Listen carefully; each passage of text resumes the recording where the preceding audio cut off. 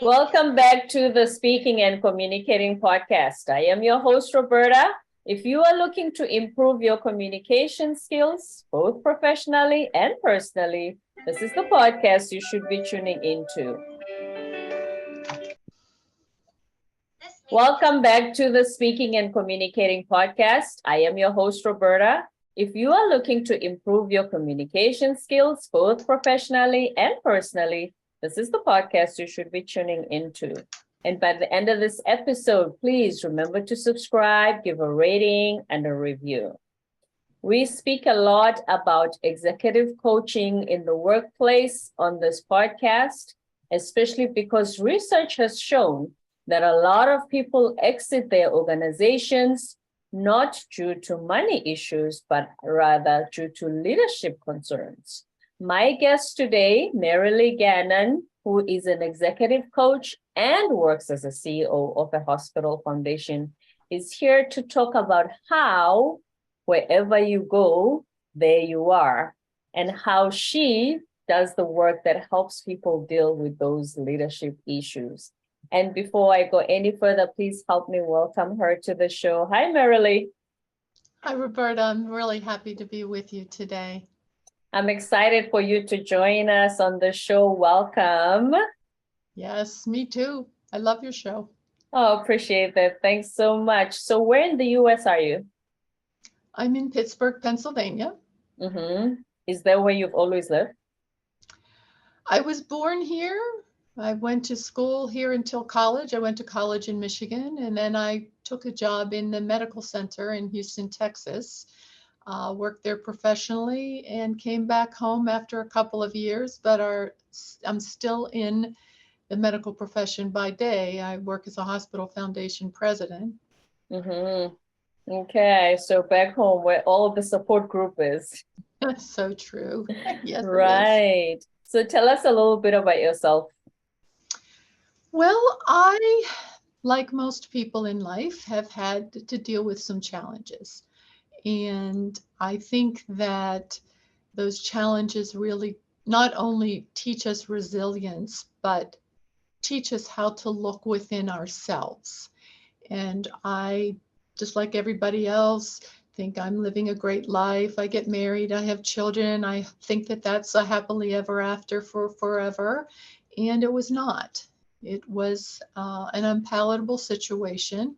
I had 4 children under 7 years old, with one with a developmental disability, and I really had to weigh my life up against what was reality and what was my dream. And what I learned is that we can create new dreams, but I was dying in my marriage because it was an abusive situation.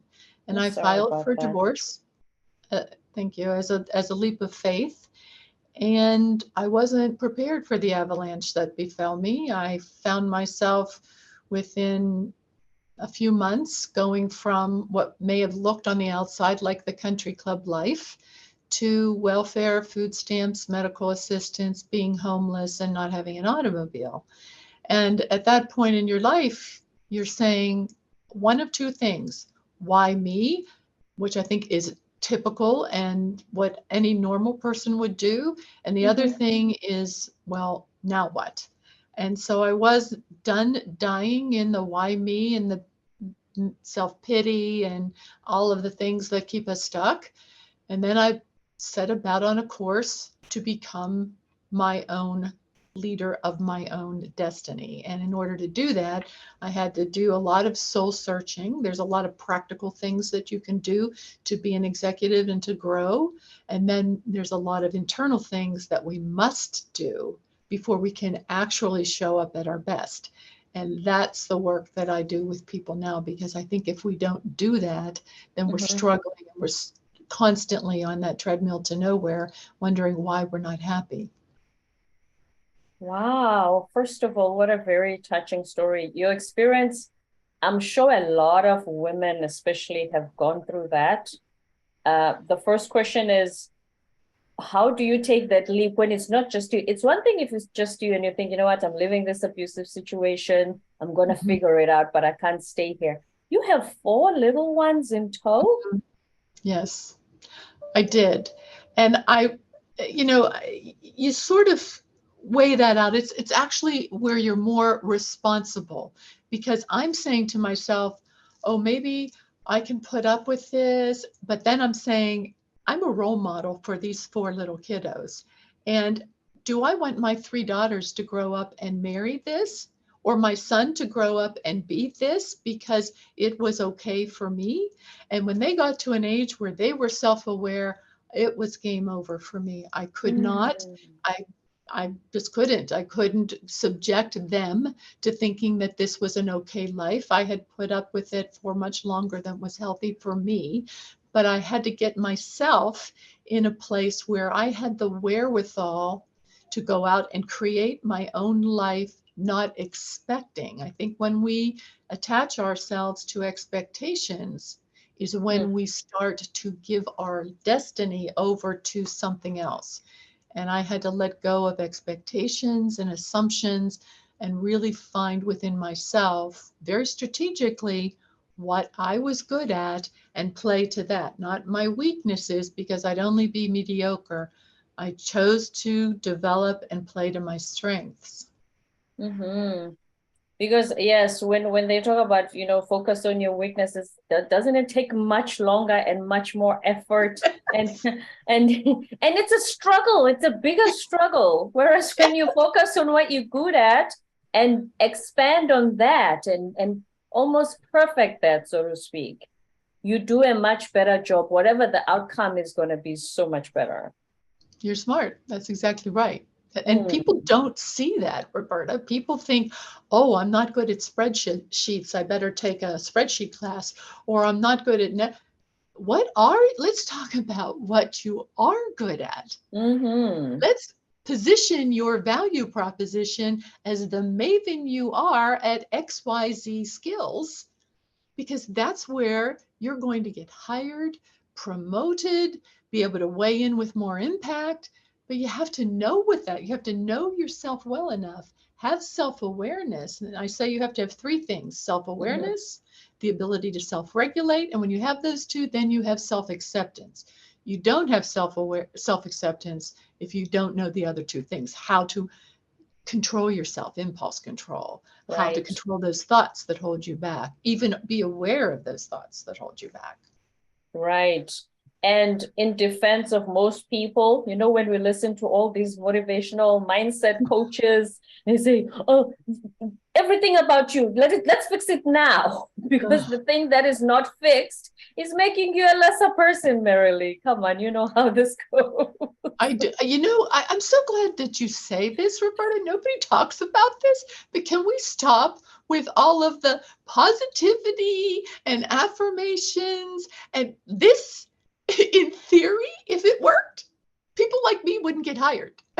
Because that we need to be a little broader about, hey, I'm feeling sad right now, or I'm frustrated. Let me get a little bit deeper into that so I understand where that's coming from, Mm-hmm. because there are thoughts which emotions follow, and then our Yes. actions follow those emotions.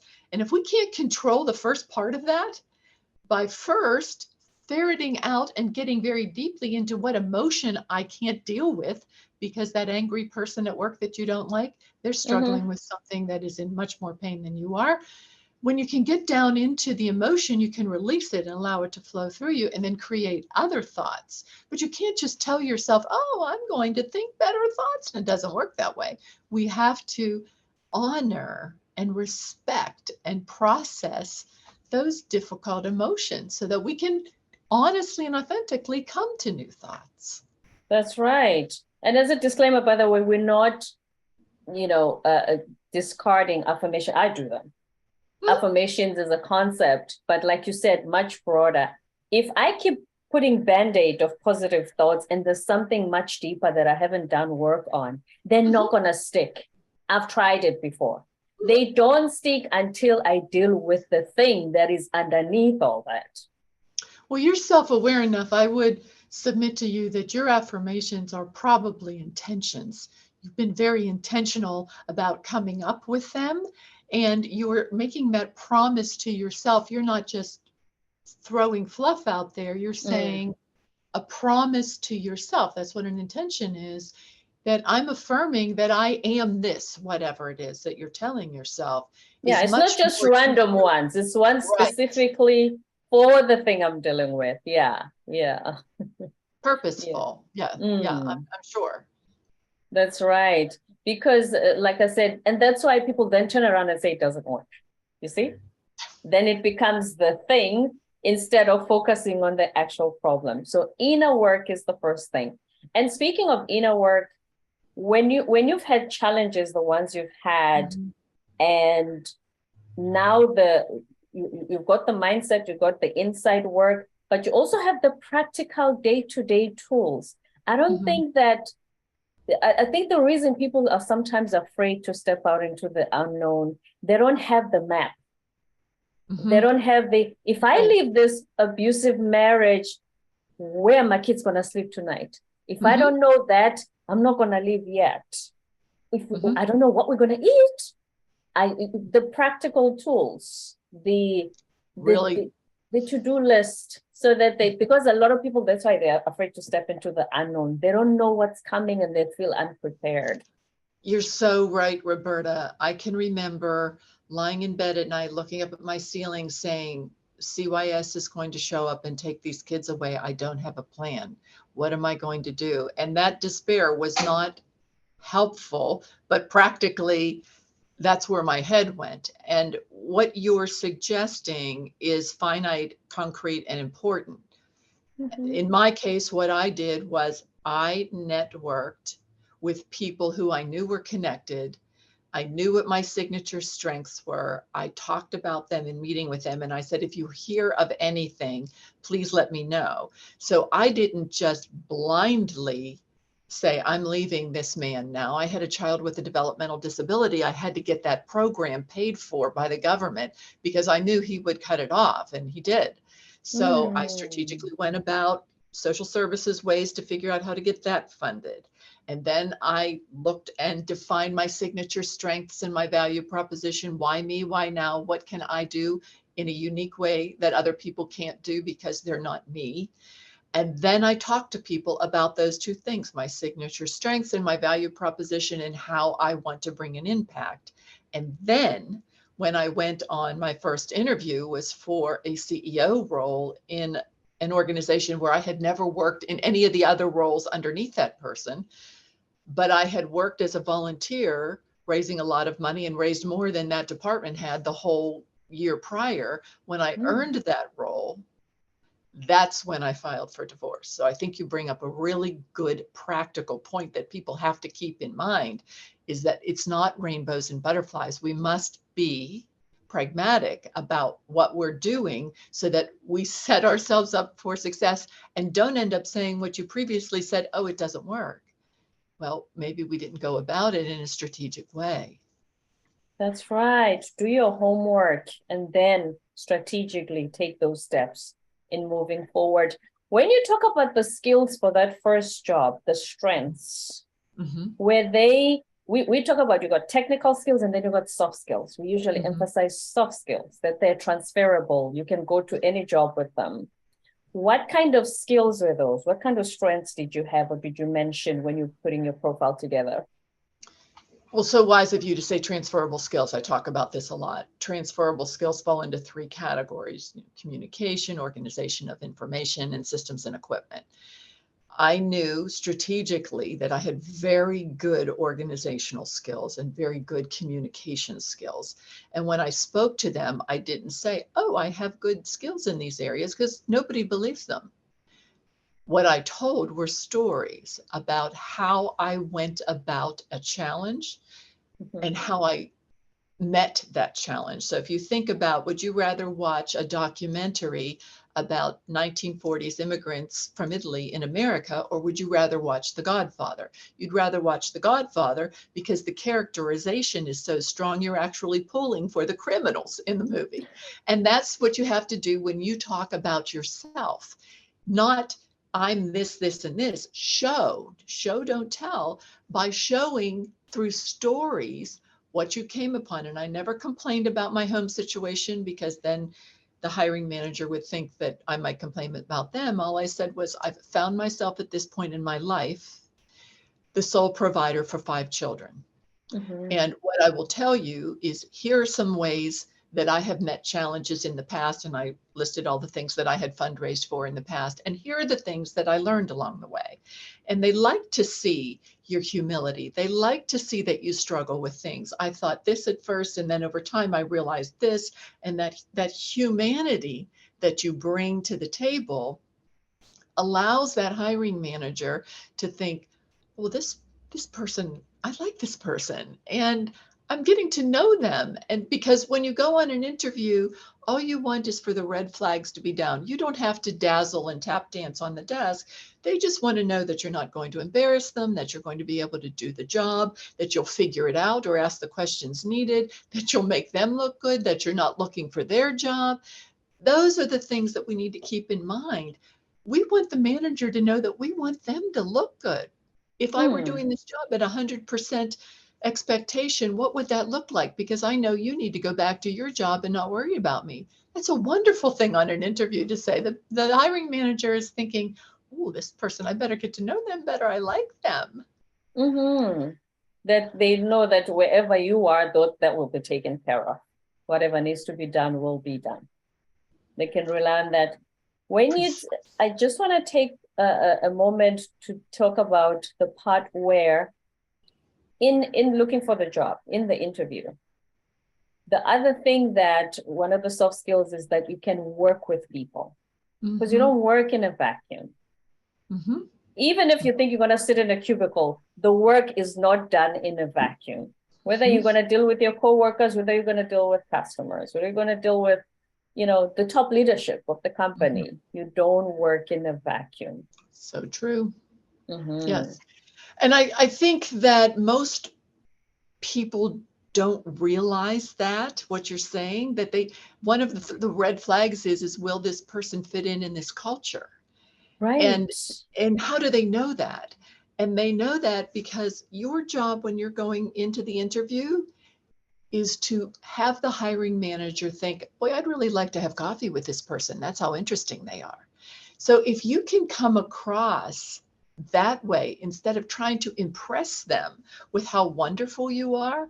And one of the things to keep in mind is curiosity.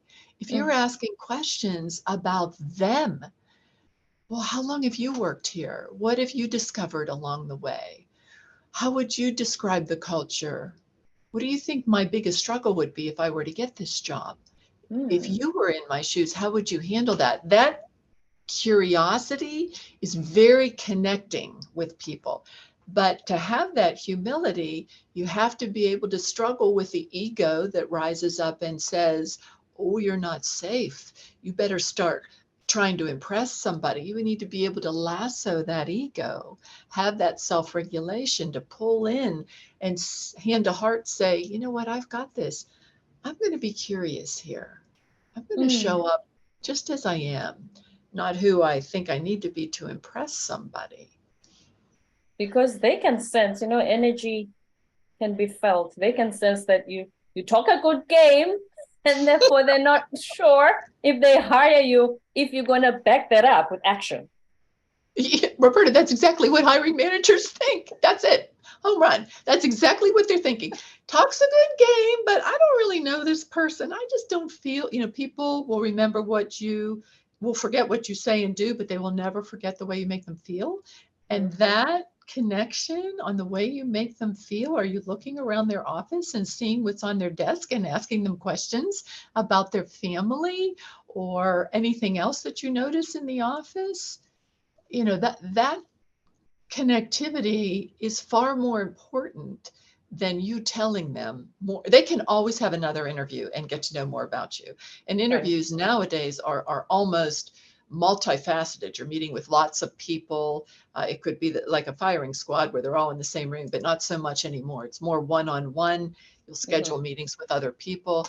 And that's a time where you have to show up authentically, because the artificial intelligence that goes in and scrubs all the resumes today in corporate America, it's already brought you to the table. If you have an interview, you've already on paper been determined that you are qualified to be considered. So put that fear aside and move into the space of, now I need to show up as a person, a human with humanity, a human being.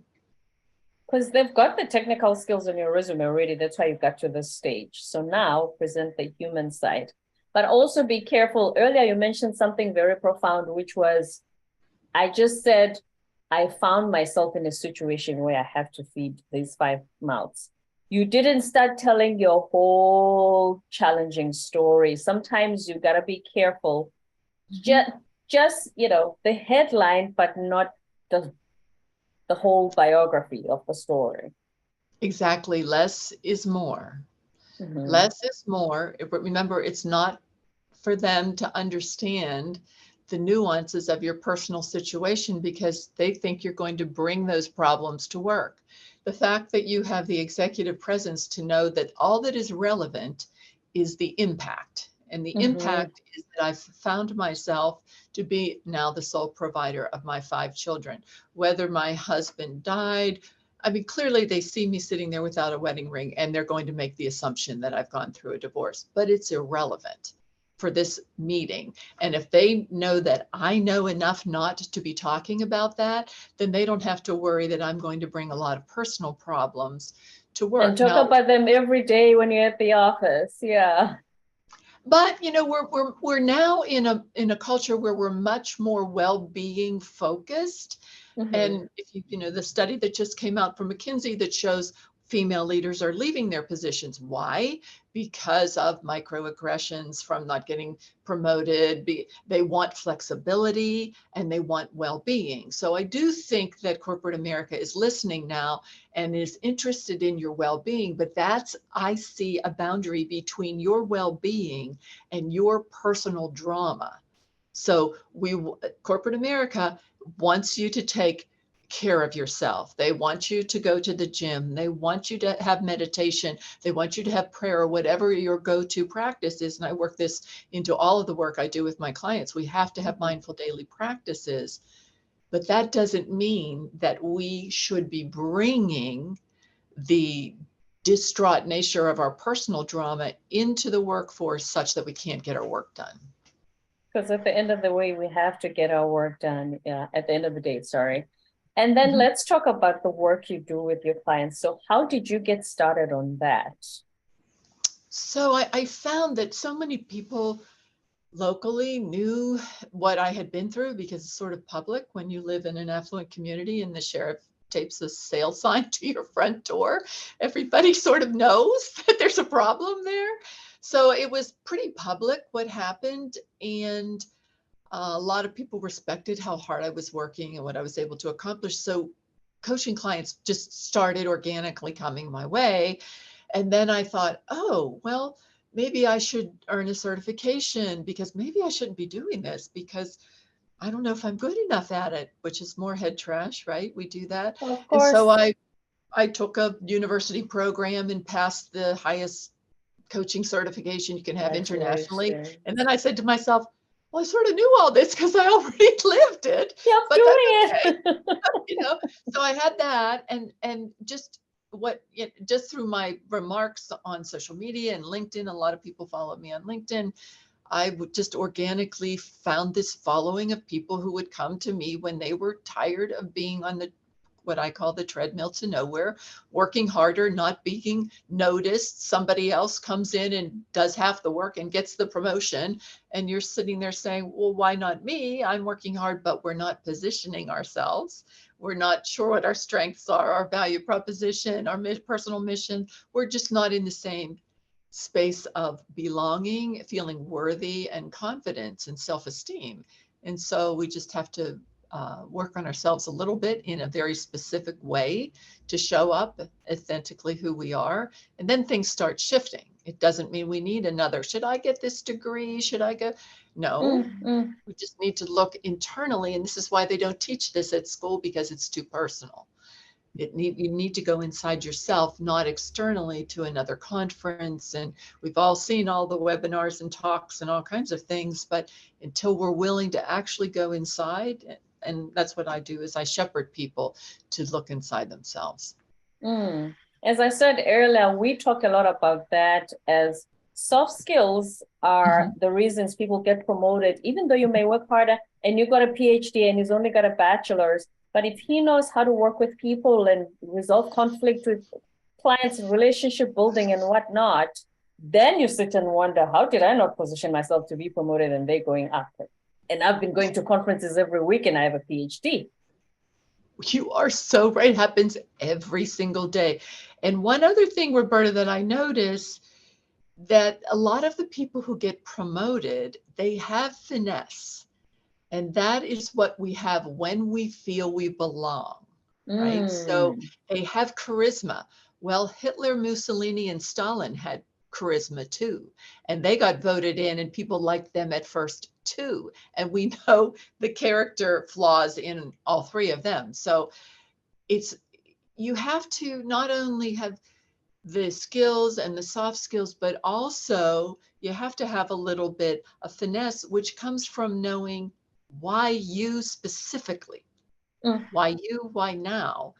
And when you can shed that cloak that we cover over our egos when we don't want to deal with the doubt and the fear, and we cover it over with these self-sabotage behaviors. And we've talked about all kinds of things, assumptions and all of that, expectations. When we cover over that, we're just covering over the finesse that we need to have to show up assured. Because if you think you can get something done, someone else will think so too. If you don't think you can, they're not going to believe you can either. So you have to believe in you first. And beliefs, unfortunately, are what happen to thoughts that are doubtful when we let them run amok. So that thought of I'm not blank enough, smart enough, educated enough, whatever enough, becomes a core belief, which is really just a thought. So we have to get that thought up and recognize what we're doing. We're believing this nonsense is actually true, and it's fiction. We have to get back to the nonfiction part of who we are when we are truly ourselves. That is fiction for sure. When you think you don't belong, and a lot of us suffer from it in different situations, when you think you don't belong, they say when I buy a product, I'm not buying the product you're selling, Marilee, I'm buying you. Because you come with the belief, the finesse you're talking about, the confidence. I've had a few clients who have discussed how they just focus on women, because us women, it turns out, usually have less of a belief that I belong on the C-suite than men. Is that true? Has that been your experience?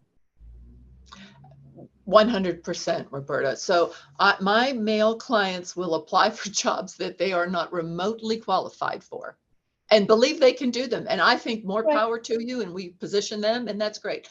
I have women clients who won't even apply for jobs that they are 100% qualified for because I don't have experience doing that. You have experience doing this specific requirement in that job description in another industry. It's the same job. And this is what I try and convince people over and over and over again is forget about the industry. The skill is transferable. And if you doubt that, you can say if you have the moxie, you can say to a hiring manager, I ask you to consider your lowest performer in your organization right now. If they knew more about your industry, would that make them a better performer? Any manager will tell you no to that question because they know that somebody's performance is not linked to them knowing the industry. That's more a character-rich trait. That's more intrinsic. So we have to sometimes manage up and help the hiring manager start to understand. They ask you, do you have any experience doing this? Don't ever say no. I have had experience doing this, and this, and it's irrelevant what industry, and you don't want to lie or misrepresent yourself. You can even preface it with, well, I know it may look on my resume that I don't have this whatever it is, experience. I have done this, this, this, and this.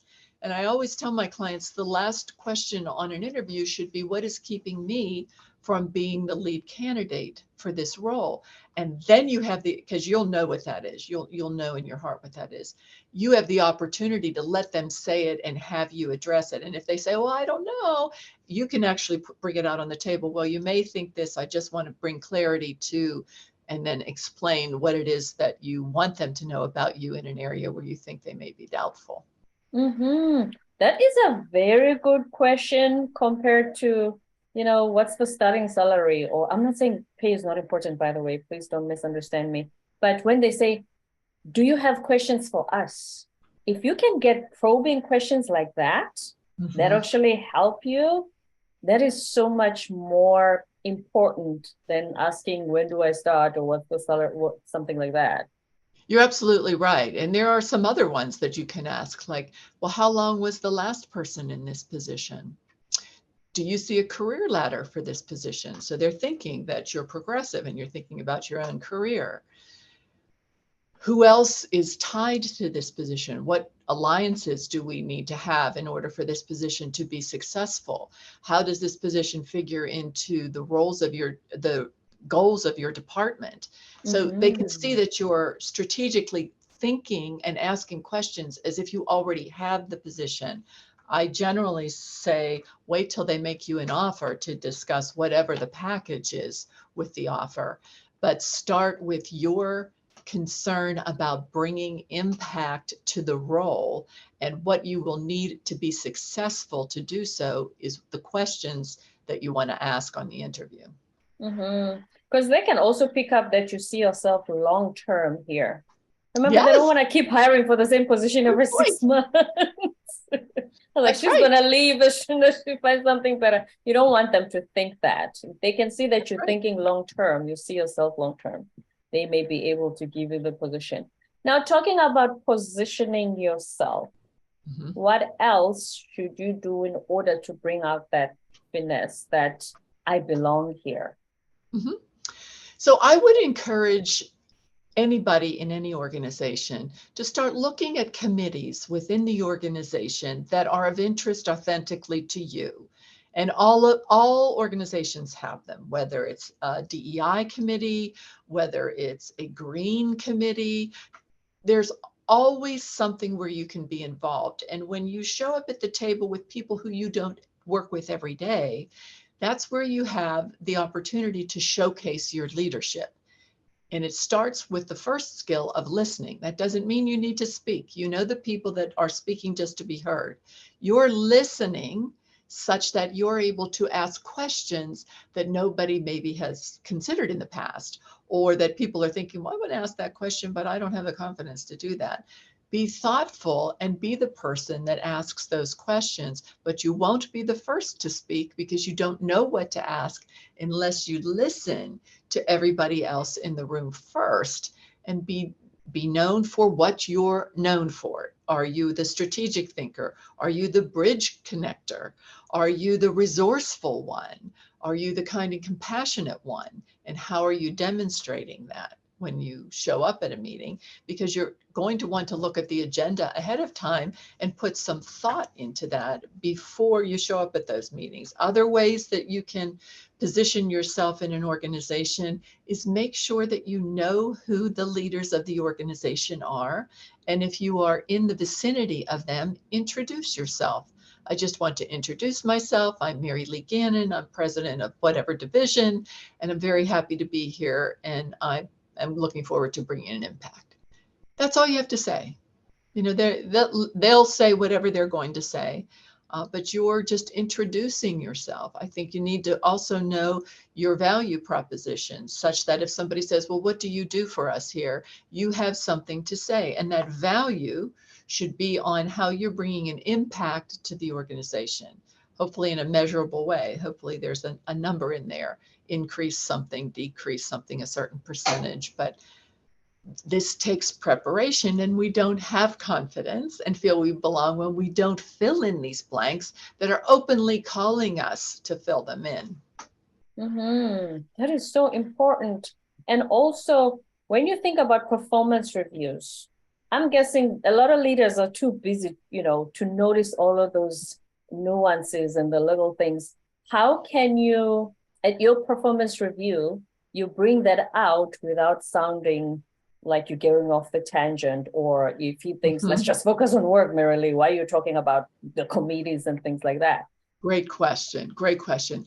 I think performance management systems are they're necessary because we have to quantify what we do and how we're measuring people against each other. And I understand the need for them.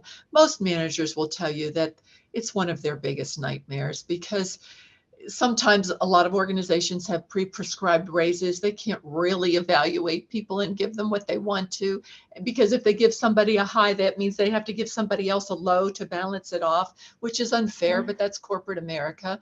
And the way that I have found throughout my career, and when I talk to my colleagues who are also executive leaders, the thing that is most, I think, successful is I do stay interviews. So we have a performance review cycle and we have these things that we have to fit the box into the square hole and do it that way. But then I have regular meetings with my staff where I ask them a series of questions like, how are we doing as an organization? When you took this job, did we measure up to what you expected? How can I give you more from me, what you need to be happy here? Where do you see yourself in 3 years? What do you think we should be doing less of? What do you think we should be doing more of? What do you think we should stop doing altogether?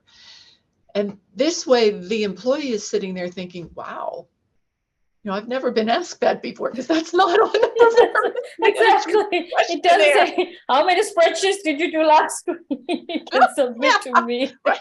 None of that. How are we living the value? The whole thing is a lot of organizations have values. They hang them on the wall, but then, depending on who's in the leadership roles, are we really living those? So that's a conversation you can have on a stay interview. So I really like the stay interview model with questions that I can create myself that aren't prescribed questions. And we have them regularly. Because I think it's necessary. I also think that today, in today's culture, we have to give so much more flexibility. I really don't care if my people work from home. I have found giving my team more flexibility has made them more productive. Say now, that again, please. Yeah, a lot of organizations will say not so, but it's not been my reality. My reality is, you know what, you're not feeling well today, work from home.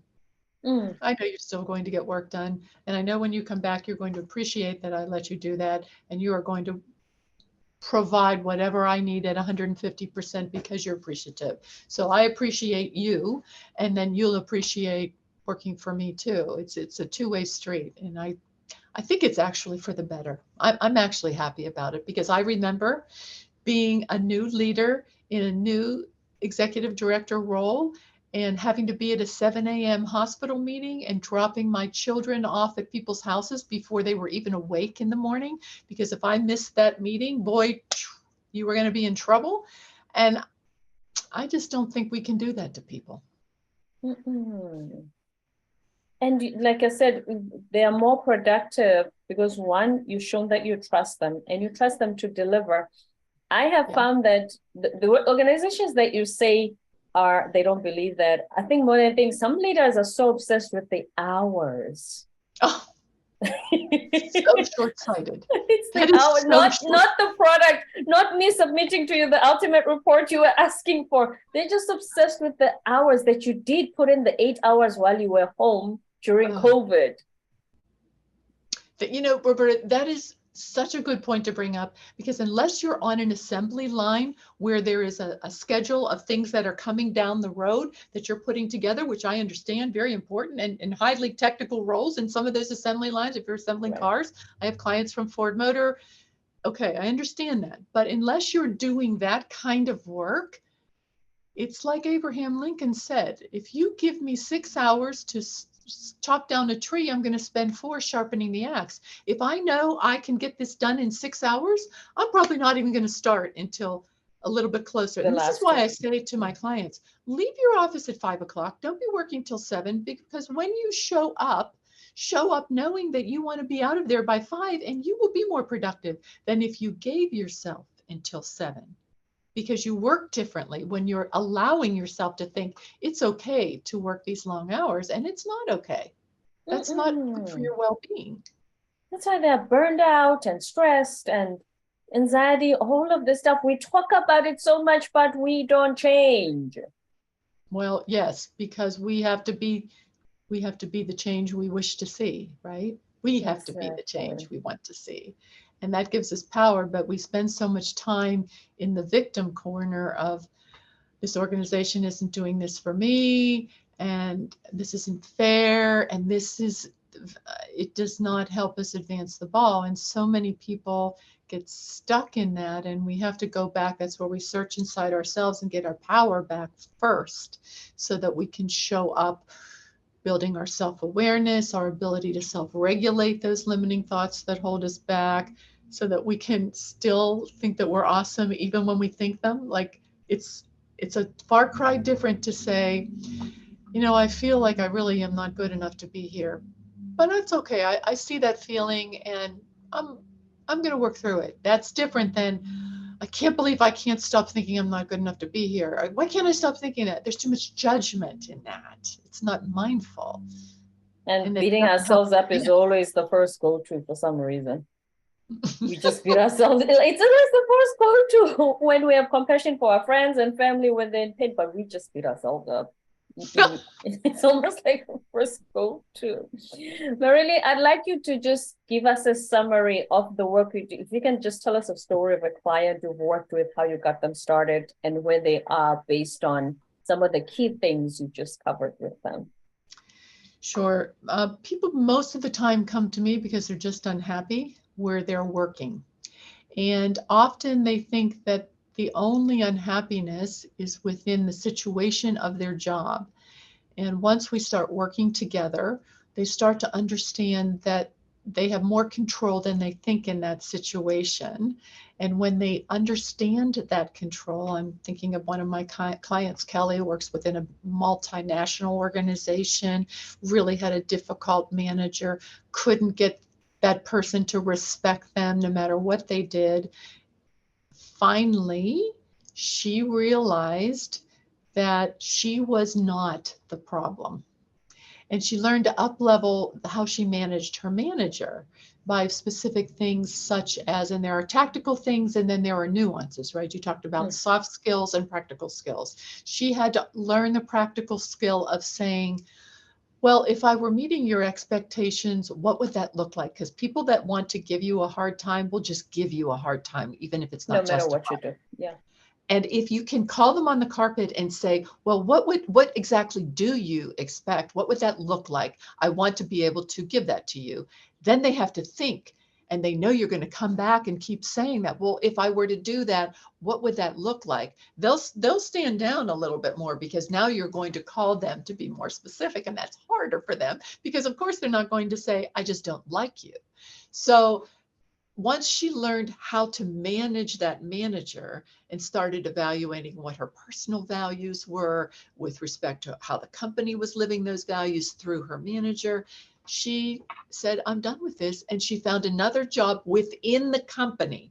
You don't always have to leave the organization. She built alliances with, I call it optimizing your environment. She built key connections by being on committees, what we talked about, connecting with other people. And she found another inroad to get a great role in the organization. And then she knew when she gave her notice, she fully expected that that person wasn't going to care, and she had to prepare for that, because most of the time when we say goodbye, we think they're going to care, and that's not the case. They will replace you within 30 days and not look back. So she was okay with that. She was prepared for that, lateraled into a new position, and has been soaring ever since. And we're still very, very good friends. And I'm thrilled for her. But that kind of transformation doesn't come from, well, I just need to update my resume and start looking outside of the organization. And then you're going to go there and there's going to be another difficult boss and you're not going to know how to manage that person or yourself or show up with your value proposition because you don't even know what that is. So I hope that answers your question as sort of an anecdotal version of what it is to work with me. Mm-hmm. One thing we hadn't covered was managing up, which I think is a very key part of this. And a lot of us don't know how to do it. You know how sometimes you ask a leader, say, Roberta, you could do better. Okay, what should I do better? You could be more confident. What would that look like, Roberta? Now I must say, what Exactly, would that what would look that like? look like? Tell me if I were doing that, what that would look like. Right? Because Exactly. So, the truth is you're going to be managed by people who probably don't have the emotional intelligence that you have. Especially if you're listening to this podcast, you're interested in being a really good communicator and having A+ emotional intelligence, right? excellent. So what likelihood is it that every single manager you're going to have has that same thirst for knowledge and emotional intelligence? Probably not. So you have to be prepared for some of the people, and we're servant leaders and we want to help shepherd them to understand us more, for them to be as good as they can be. So we have to sometimes manage them in a way that does not make them feel threatened or make them feel that we want their job or that we're trying to one up them, by coming alongside. If you've ever read the 48 Laws of Power, it's a book that will tell you all kinds of things you don't want to know, and you can't believe people lead this way, but you need to read it because people do lead this way. And the very first one is have your boss's back. You have to have your boss's back or your life will be miserable. And if you can't find a way to do that, either find another boss or figure out how to manage yourself so you can have your boss's back. And once a bad boss trusts you, they will leave you. You just want to be off the radar screen. If you have a bad boss, there's no way you are ever going to be finding affirmation from them. And if you're needy from that perspective, they control you. So you cannot absolutely expect them to make you feel good about you. You need to find a coach and feel good about yourself and then manage them in a way so that you're off their radar screen. Exactly. Because when you feel good about yourself, you're going to have the finesse, you're going to have the sense of belonging wherever whenever you walk into a room. Last words of wisdom, Mary Lee. You have so much that you've shared with us. Last words of wisdom on something I may not have asked before I ask for your interweb connections. My last words of wisdom? The most important thing that I will tell you is that everybody has everything inside of them right now that they need to be happy and fulfilled and satisfied. I think that the concept of thrive is an American concept, and it is not one that is sometimes healthy for people, because implied in that is that I must be doing a little bit more. I'm not thriving enough. Satisfied is fulfilled. It's content. It's enough. And there will be days, there should be days in everybody's life where they're sitting back on their front porch, sipping lemonade and saying, life is good. And that's today, because what you have inside of you is more than enough to show up for yourself and to advance in your career and in your relationships and in your well-being just by looking inside yourself. That's all it takes. Words of wisdom from Mary Lee Gannon, the executive coach and CEO of a hospital foundation. Thank you so much for sharing your wisdom with us today and for taking your time to be here. You're most welcome, and thank you for featuring me. I'm really honored to be here, to be with you, and you have such a wonderful presence about you, Roberta. Your listeners are very fortunate to have you. Thank you, Mary Lee. I appreciate your kind words. Thank you for saying that. And before you go, where can we find you if we want to know more and work with you possibly? Simply at my name, MaryLeeGannon.com. My podcast is there. Everything about my coaching, a free career plan is there. All kinds of free tools on all kinds of career tools that you need to advance in your career and just find your well-being. Very important indeed. Thank you so much for taking your time to be with us today. Absolutely. That was Lee Gannon. Thank you for being here. And don't forget to subscribe and give a rating and a review, and we'll be with you next time.